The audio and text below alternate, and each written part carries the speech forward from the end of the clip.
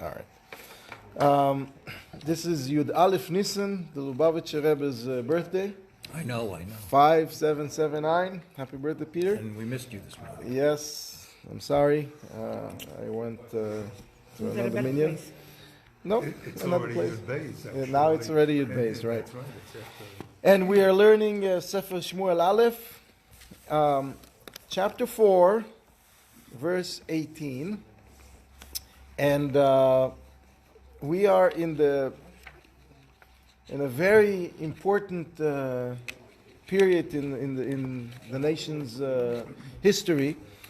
The date is Yud Iyar, the 10th day of Iyar, and the year is, in Jewish years, 2,871, which is about 3,000 years ago, and 7 years, and 8 years.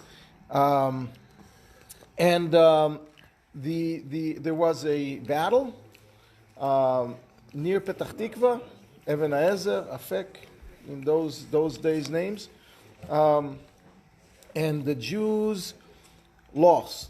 And the battle, it was a war with two battles, and we lost both battles. First one we lost 4,000 men, the second one we lost 30,000 men, 34,000 men, a lot of people for that time, but not in historical numbers. We will see, we'll compare the numbers when the first temple and the second temple were destroyed versus the Mishkan Shiloh, which is the first version of them, which happened today.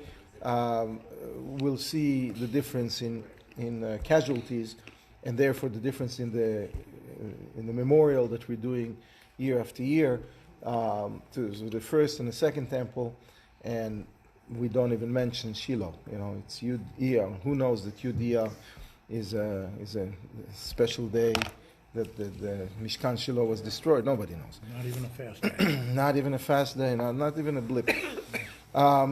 So, excuse me. So the battle was raging, and the second phase of the battle, the Jews took an unauthorized, not proper. They took the ark from the Holy of Holies, and they brought it in as the magic trick that will change everything.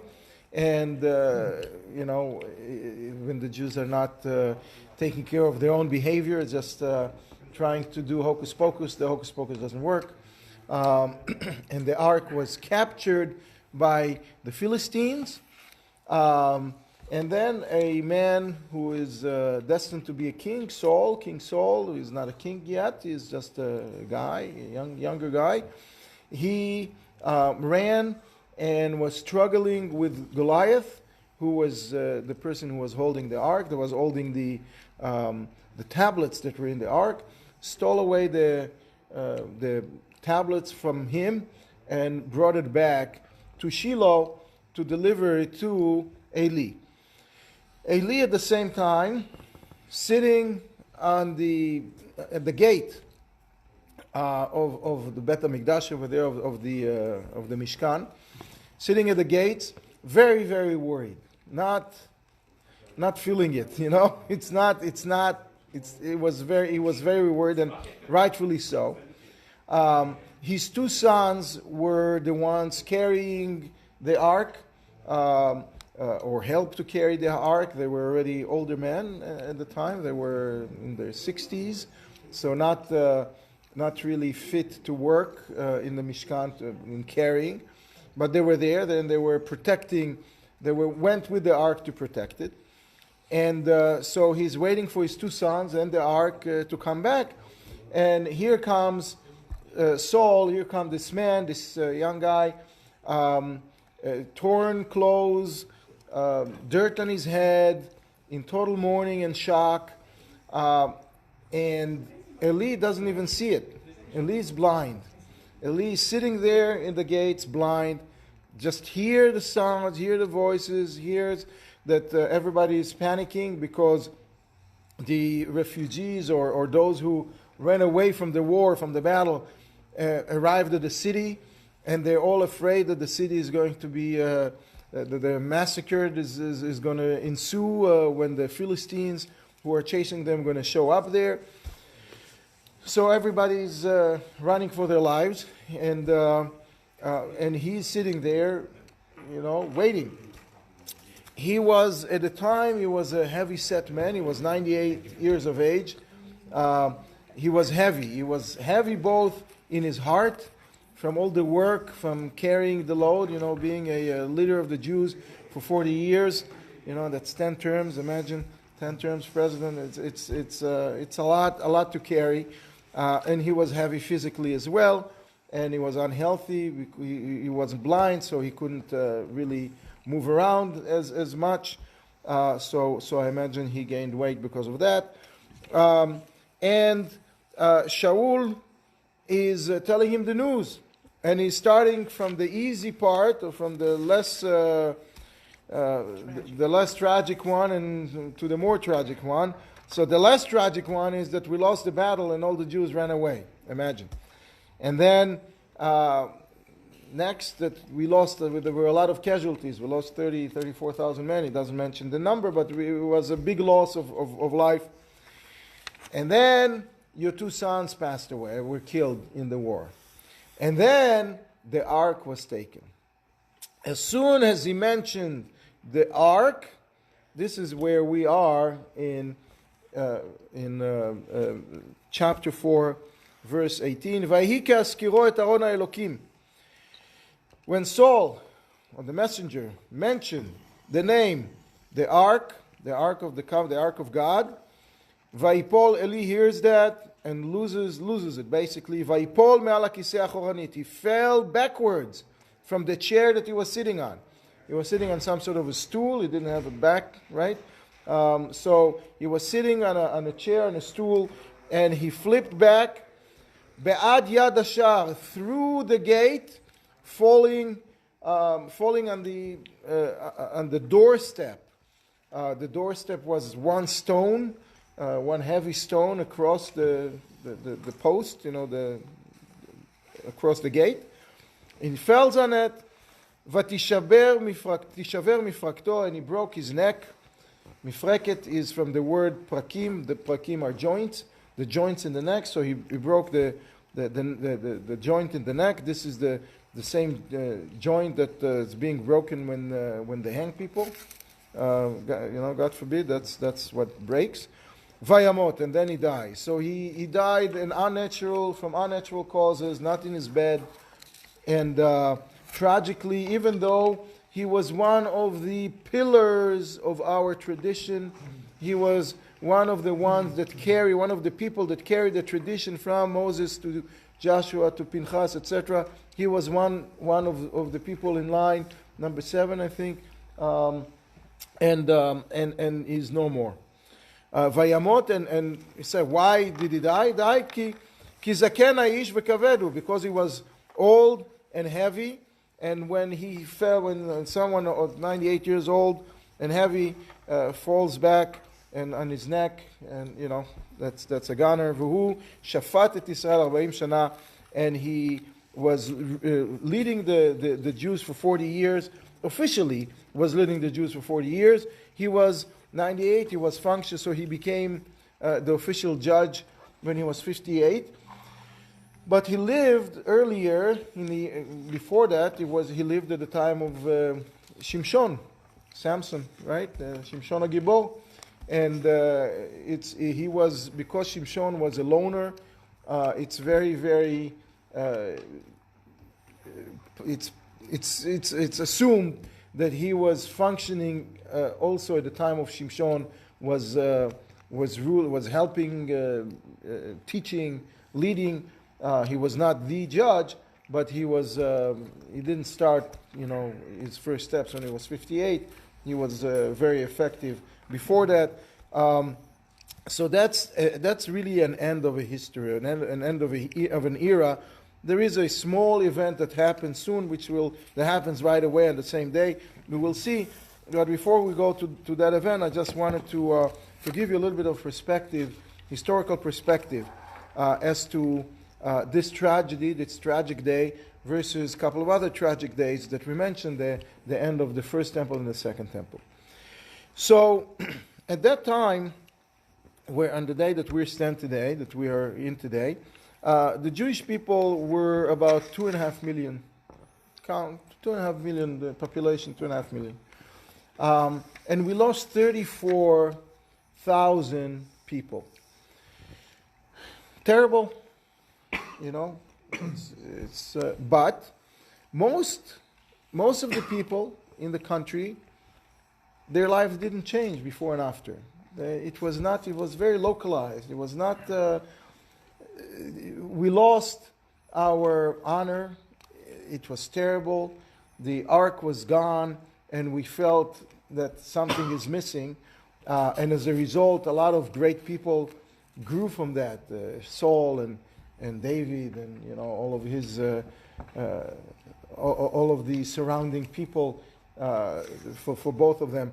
So it produced something, but in terms of the day-to-day, not a lot happened. The Philistines were oppressing us before; they were oppressing us after. A little more, a little less. Now they became more brazen, so they oppressed a little more.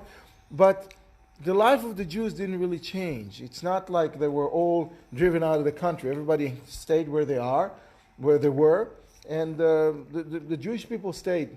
So the tragedy with the years wasn't really remembered as much. So Yud Iyar, which is the date that Mishkan Shiloh, that Eli died, Mishkan Shiloh basically ceased to be a place and was destroyed, was demolished or abandoned, is not being memorized. Just to compare, 34,000, the loss of life during the time of the first temple, the destruction of the first temple. Destruction of the first temple took really 200 years. From right after Shlomo, King Solomon, passed away and finished being a king, this is when the decline started. The nation split, the nation split to two kingdoms, and then the 10 tribes were taken. At that time, we were 5 million people. So, in the course of about 100 years, from where we are now, where we are 2.5 million, we doubled our population in 100 years. And from that high point of 5 million people, it was a slow decline, slow but steady, to the destruction of the first temple. And during the destruction of the first temple, we went from like about 1.2 million, 1.3 million to 300,000. Wow. 1 million people died during the destruction of the first temple. And most of the population, 99% of the people were taken to Babylonia, to Babel, were exiled. The place was destroyed. So compare that. So that happened in Tisha B'Av. So that we remember. So we lost from high point of 1 million people all the way to 300,000. Most of the people got lost in the course of 200 years, but the last million was lost on the day or on the days, the month of the destruction. So that is something we remember. Now the population in Babel continued to grow for 70 years, and then half of the, but not that much. We got to maybe 400,000. In 70 years, from 300,000 we got to 400,000, and then a small number of us made Aliyah. Basically, half of the people made Aliyah, and the other half stayed in Babel after the 70 years. And throughout the second temple, the period of the second temple, it remained that way. Half of the Jewish people were in the land of Israel, and half of them were in Babel. And this is when, the Babylonian Talmud versus the Yerushalmi Talmud started to develop, by two different groups, separate groups. They had communications, people went back and forth, But at the end of the Second Temple era, in Bavel we had about 2.4 million people, and in Israel we had 2 million people. That's a period of 420 years. Okay, so from 400,000 we went to 4.5 million again, multiplied ourselves by 10, but half of us were in Bavel and half of us were here. And when the Second Temple was destroyed, our population went down again by half. We lost 2.5 million people at the destruction by the Romans, at the destruction of the Second Temple. Even people in Bavel were killed, not as many as in Israel, but a lot of them were killed. By whom? And it wasn't under control of Rome. it wasn't, but it was open season, so and we ended up at about 1.5 million. So we lost about 3 million people at the destruction of the Second Temple. So 34,000 people, destruction of Shiloh, 1 million people, destruction of the First Temple, 3 million people, destruction of the Second Temple. That's why we remember the two Tisha B'Avs, the First and the Second Temple destruction, but not Shiloh. And by the way, now, we right before the Holocaust, we were at the high point of 16 million Jews all around. I thought it was 18. Depending who you count, but really 16.6. That's one of the accepted numbers. And then we lost 6 million, and we are now back to about 14 or so. Yeah.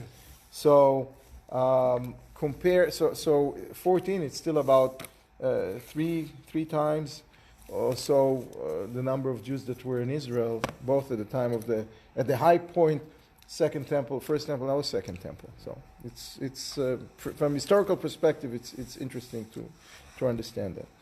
Anyway, so now this is the day that Eli died.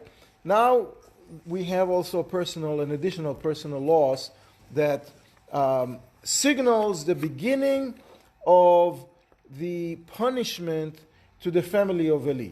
If you recall, years before, God revealed himself to Shmuel and told him, tell Eli that his sons were not acting right, and he's basically going to God is going to take the leadership from his family away. But it didn't happen right away. It took probably 25 years. Now it started happening. Eli passed away. 98 is not a young, not even today, not a young man, but he didn't die in dignity in his bed, and his sons were killed before him. So that's a terrible loss that hurt him greatly. And now the continuation of the punishment on his grandchildren on his extended family is starting. So v'kalato, so his daughter-in-law, the daughter-in-law of Eli. This is verse 19. The daughter-in-law of Eli, Eshet Pinchas.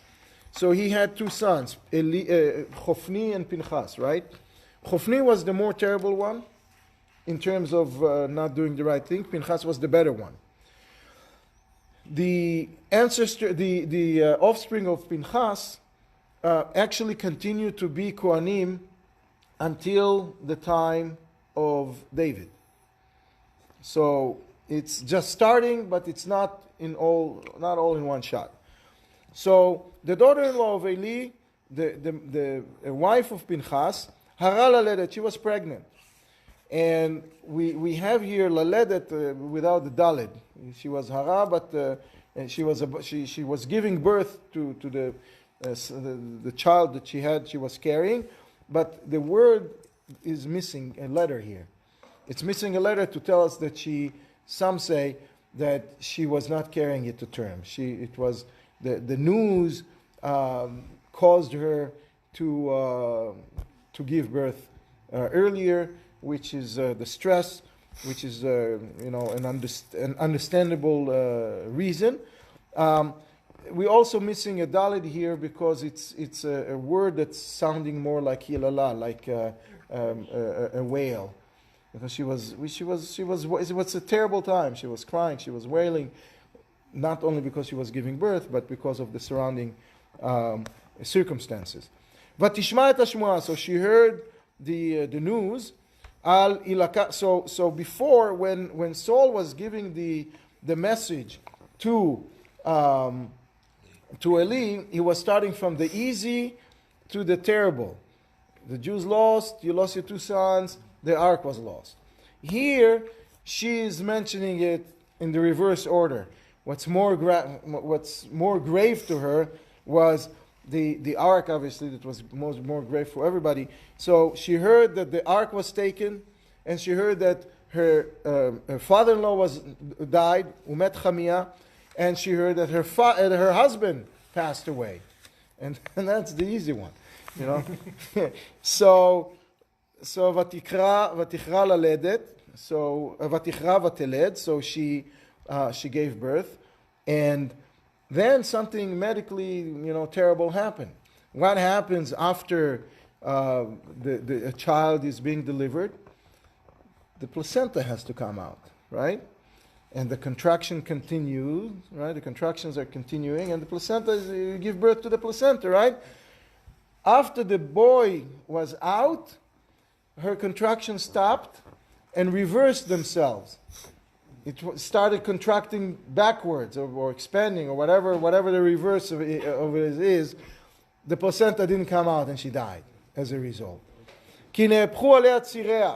So she was basically not able to complete the delivery, and the boy was came out safe, but she was lost. She is one of 3 women in the Tanakh that passed away during child labor. The first one was Rachel, of course, and she was the second one, and the third one was the daughter of Saul, Michal, the wife of David, who also was suffering for a long period of time because of some bad behavior of hers, but she wasn't able to have a child until the day she died.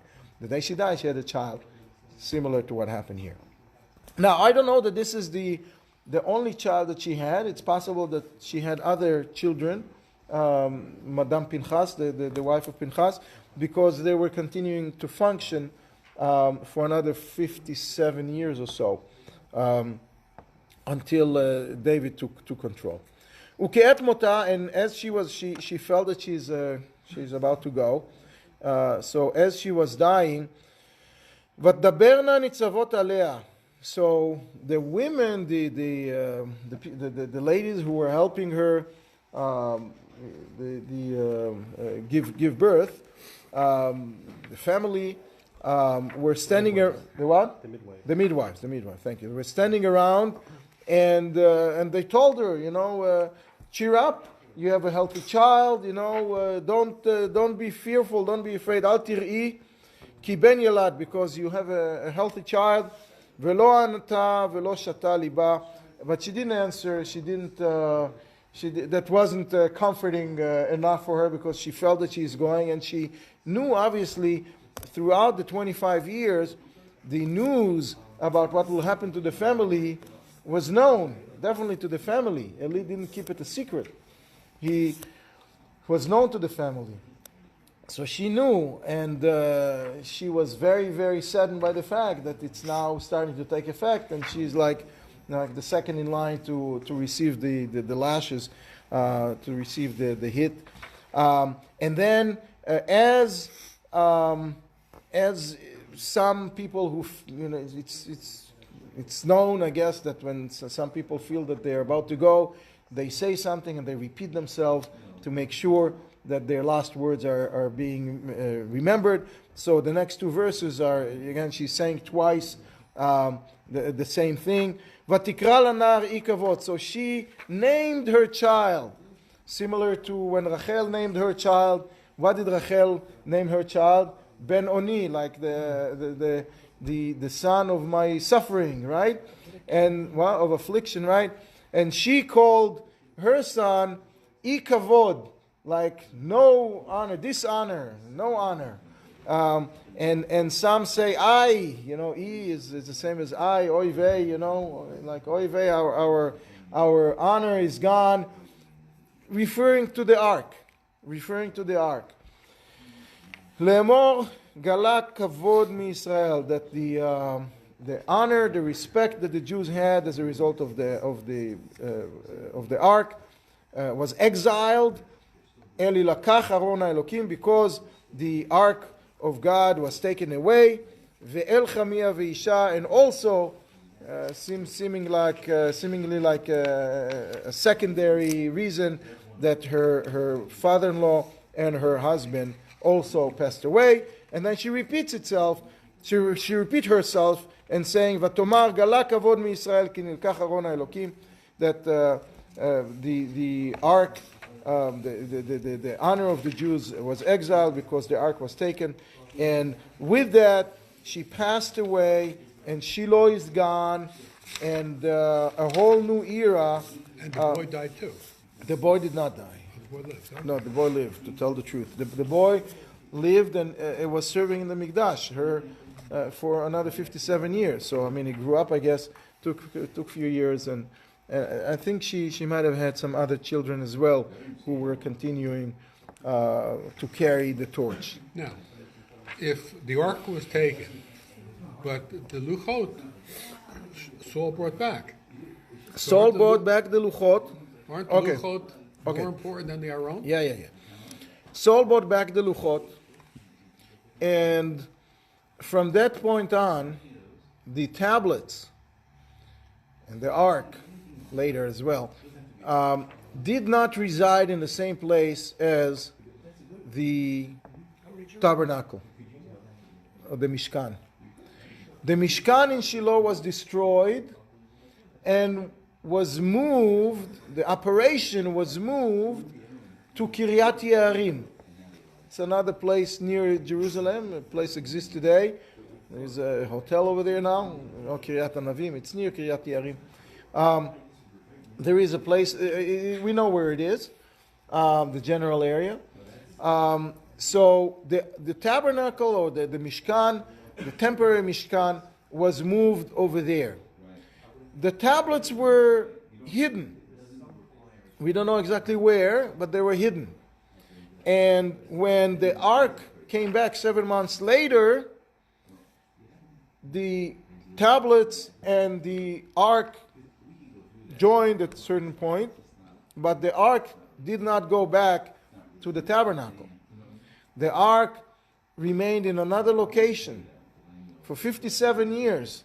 Those two are not in the same place. The Mikdash and the ark are not in the same place, and they join back only in Jerusalem when David conquers Jerusalem and makes it the... So where did they bring the sacrifices? So we have the body, that's the ark. We have the soul of the ark, which is the tablets. And that whole contraption is the soul of the Mishkan itself, right? So, and they're all in separate locations now. Now, the ark itself had, I think we mentioned it a couple of weeks ago, had some importance in and of itself even without the tablets. So much so that you're not allowed to look at the ark. Even if the tablets are not in it, you're not allowed to look at the ark. And later on, when the ark came back, people were looking at it. 75,000 people died because they looked at it. Forget about touching it. So the ark had an importance to it. Between the cherubs, this is when God was resting. That's his headquarters in the world. Whether the tablets are in there or not, that's where he's attached to the ark, so to speak. Now, you ask about the sacrifices. It's a very good question. And the answer is that the sacrifices were no longer needed to be brought in a central location, to a central location. Each and every Jew was able to build a small altar in his backyard, wherever they are, and bring the sacrifices that they wanted to bring right there. Because the central authority fell apart, because they were not the family did not didn't do the right thing to begin with, and then Eli died, and his sons died, and the feeling was that it's not good and it's not the right time to make all the Jews come to a central location where there is no real good central authority. So it was decentralized for the last time. It was decentralized, just like it was before a couple of occasions. And people were able to bring their individual sacrifices wherever they are. The community sacrifices were still brought in the tabernacle because this is one for the community. But you don't need the whole world to be there for it. You just need one Kohen, one Levi, and one Israel, a group of Israelim to stand around it. But it was not. The glory is gone. Now, the reason for it is because the ark was not together with the tabernacle. Why not? Because they wanted to allow this decentralization. Right now, at this point, is because the ark was taken by the Philistines. Right. But 7 months later, when it came back, it was not merged with it because initially it was like handling, TNT, like handling explosive dynamite. Because anybody who touched it, anybody who looked at it, got punished. So they didn't want to touch it. Yeah, but Saul took back the... What? Saul took back the Luchot. Saul took back the Luchot. The Luchot were not as explosive or dangerous as the ark. And especially when they were taken out of the ark and Goliath was holding them, he was saving them. So he was not harmed. He didn't touch the ark. He touched the Luchot. He took them and brought them in.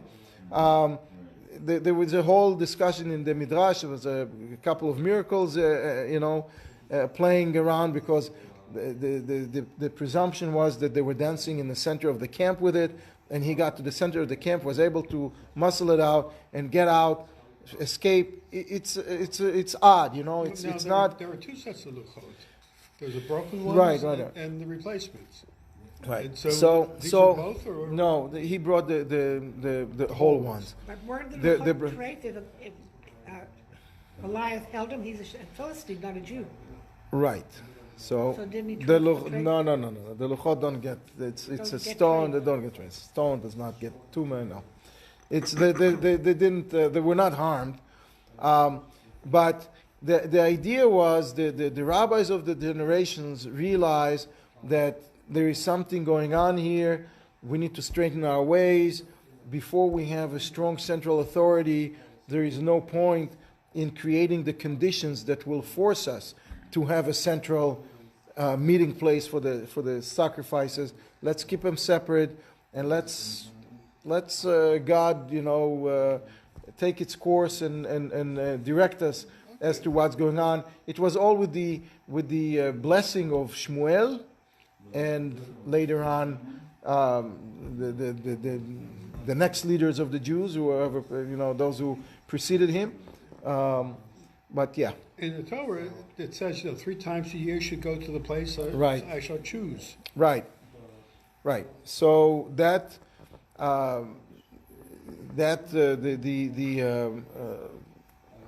mitzvah, the commandment to come to the central location was not, if you recall earlier we discussed, was not really kept, was not really held so religiously by the Jews anyway.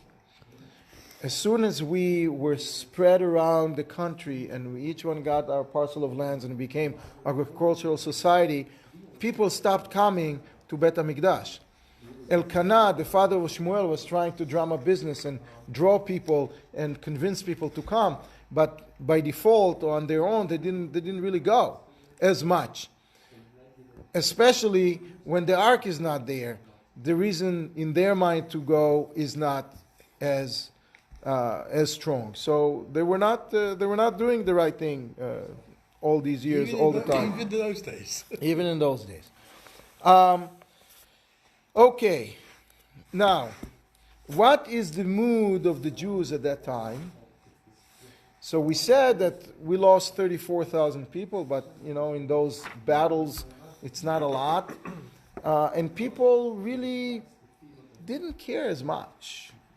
We were not walking around devastated and trying to go get the ark. Okay, let's form a SWAT team, a task force, and let's try to get it back. No, they were sitting back and not doing much. And God was teaching the Philistines a lesson on his own to a point where they send the ark back, take it back. We don't want it because it's causing us too much harm. Similar to what happened to the Egyptians, where we're celebrating Passover in a few days, right? The Egyptians got the 4 plagues, the 10 plagues, and got hit and suffered more and more and more and more. The same thing happened with the ark now. They were saying, the Philistines, at the time, that God ran out of his bag of tricks is empty. He used all of his tricks and all of his plagues on the Egyptians in Egypt 400 years ago, and no more. He sort of ran out of juice, and that's why we can harm the Jews now. So God showed them that he has a couple more plagues, in his back pocket, and that's what's happening right now. Now the Philistines mood is, on the one hand, elated. They won the battle. They took our most important possession, right? The ark, our kavod, the honor of all the Jews. They didn't really know what to do with it. So, ופלישתים לקחו את ארון האלוקים והביאו מאבן העזר אשדודה. So, they first of all took it from Petach Tikva, from that area where the battle occurred, and they brought it to Ashdod. Ashdod was one of 5 cities that were populated by the Philistines. Ashdod and Ashkelon and Kiryat Gat and Aza and one more. Ekron. Thank you. So those 5 cities now. The main one was Ashdod. That's where. So the main one used to be Gaza at the time of Shimshon, but Shimshon destroyed the Kiryat Gat, I think. Shimshon destroyed the temple with his with the pillars. So he destroyed the temple. So now the temple moved to Ashdod. So in Ashdod was now the main temple. Now, what was in that temple? In that temple, there was their God, one of many, but their main God. The main God, his name was Dagon. What is Dagon? What? Corn. Dagon has 2 connotations. Is coming from the word Dagan, which is harvest wheat and corn, not corn, wheat and barley. I mean, just Dagan. It's what you made the flour from, right? All kinds of different flours. So that's one connotations. Another one is dag, fish. Dagon, the god Dagon, was a mermaid. Was from the west down was a fish. From the waist up was a man. Not a woman. Not a woman. Was a man. And they believed that he is controlling both the sea with the fish, with the dog, right, and the grain, the dagan. So in Israel, it's the early Zionists are created in the port of Haifa. There is a big building. The biggest building in Haifa for many years was a Beit Dagon, which was a place where the ships would unload the grain, because Israel did not have, in 1948, did not have much agriculture, so they brought all the wheat from overseas. So that's where it was, and they chose the name, not the name that supports the Jewish gods, but the name that is opposing it. We're kochi ve'otzim yadi. We're in charge, and we're taking care of ourselves. So here's Dagon. So it's such a crazy thing. It's the biggest building when you enter Haifa from the old way, from the sea. It's the biggest building there. I remember when merman, not a mermaid. It's a merman, not right. That's the official title. We saw it. It's We ran. not many people in it, but we were in it. It's What? very interesting. We were in it. Yeah, But many years people ago. don't go there. Yeah. It's not. It's not a Jewish. It's not tourist a. attraction. It's a tourist attraction, but it's not. It's not really for. Anyway, so the Philistines called their gods Dagon, and the house where they put Dagon called Beit Dagon. So ויקחו פלישתים את הארון האלוקים. So they took the ark and they put it there in Bet Dagon ויציגו אותו אצל Dagon, and they put it in front of this Mr. Dagon merman statue. Now there is a disagreement amongst the rabbis why they put it there. One rabbi is saying that they respected it. So they put it in the most respectful place that they have, which is their temple. And the other rabbi is saying, no, they wanted to bring the loser to stand in front of the winner. You know? So here we go. So again, whichever way they... in any event, it was a desecration. Even if they wanted to honor the ark, and that's why they brought it in, they equated the ark of God with some mud or something, whatever they made their God from. They equated the two. So that's it wasn't a nice thing either way. So they stated him there. And that was that day, still on that day of Yud Iyar. The very next morning, in Yud Aleph Iyar, v'yashkimu Ashdodim imacharat. So all the Ashdodites woke up the next morning, v'den Dagon nofel lefanav. So Dagon, their god, their statue, falling out in front of the ark, falling to the ground, nofel lefanav arza. Now again, two opinions what exactly happened over there. One opinion said that he was bowing down all the way to the ground in front of it. And another opinion said that they were put side by side. So their God turned like around 180 degrees and fell down that way.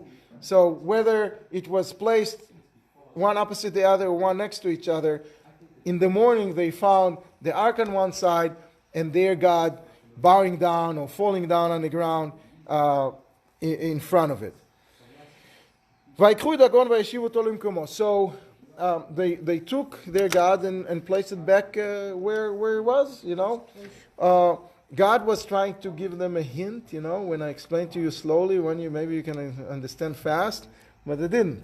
And they okay, it happened. And it doesn't say, it didn't faze them. The next morning, Yud Bet Iyar, right, 12 days of Iyar, וישכימו בבוקר ממחרת, והנה דגון נופל לפניו ארצה לפני ארון השם, וראש דגון ושתי כפות ידיו כרותות על המפתן, רק דגון נשאר עליו. So the next morning they wake up, so Dagon again is on the ground in front of the ark, but now he didn't stay in one piece, he didn't just fell. His two hands were severed, and his head was severed, and the torso was sort of staying put where it was. I guess he couldn't cut the legs because it's a mermaid, so there are no legs, right? But that signifies that Pela and Velo Yidaber, that their gods don't hear, don't do, they're totally incapacitated. They're just a piece of wood or stone or whatever it was made out of. But the pieces fell on the doorstep of their temple. So what a rational Philistine does with that, they're never going to step on the doorstep again. They consider that a holy place. So again, it didn't faze them. They just modified the way they worship this thing. על כן לא ידרכו כהני דגון וכל הבאים בדגון על מפתן דגון באשדוד עד היום הזה. Therefore, Shmuel, who is writing this book before he died, says, until this very day, which was about 12 years later, until this very day, the the priests of Dagon don't step on that doorstep because way back when the ark was there, Dagon god was this, his head was severed and fell on that spot. So they gave it respect. And finally, the final straw, after they really didn't understand all the hints, God sent them the first plague that he had still left in him, and he gave them hemorrhoids. Vatichbad yad Hashem al Ashdodim. So the Ashdodites got the wrath of God, the heavy hand of God.